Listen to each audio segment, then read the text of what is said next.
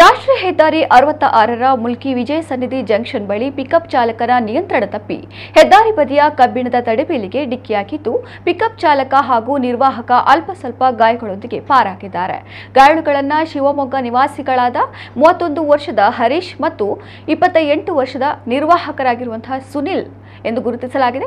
ಶಿವಮೊಗ್ಗದಿಂದ ತರಕಾರಿ ಹೇರಿಕೊಂಡು ಮಂಗಳೂರಿಗೆ ತಲುಪಿಸಿ ವಾಪಸ್ಸು ಶಿವಮೊಗ್ಗ ಕಡೆಗೆ ಹೋಗುತ್ತಿದ್ದಾಗ ಮುಲ್ಕಿ ರಾಷ್ಟ್ರೀಯ ಹೆದ್ದಾರಿಯಲ್ಲಿ ಪಿಕಪ್ ಚಾಲಕನ ನಿಯಂತ್ರಣ ತಪ್ಪಿ ಹೆದ್ದಾರಿ ಬದಿಯ ಅಪಘಾತ ತಡೆಗೆ ಹಾಕಲಾಗಿದ್ದ ಕಬ್ಬಿಣದ ತಡೆಬೇಲಿಗೆ ಡಿಕ್ಕಿ ಹೊಡೆದು ಪಲ್ಟಿಯಾಗಿದೆ.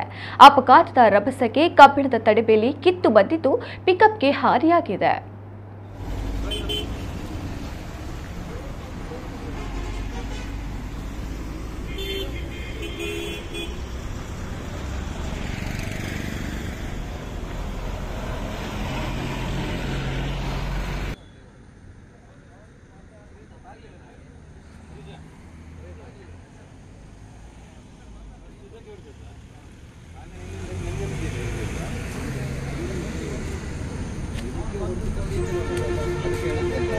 ನಿಮಗೆ ಎಚ್ಚರಿಸ್ತಾರೆ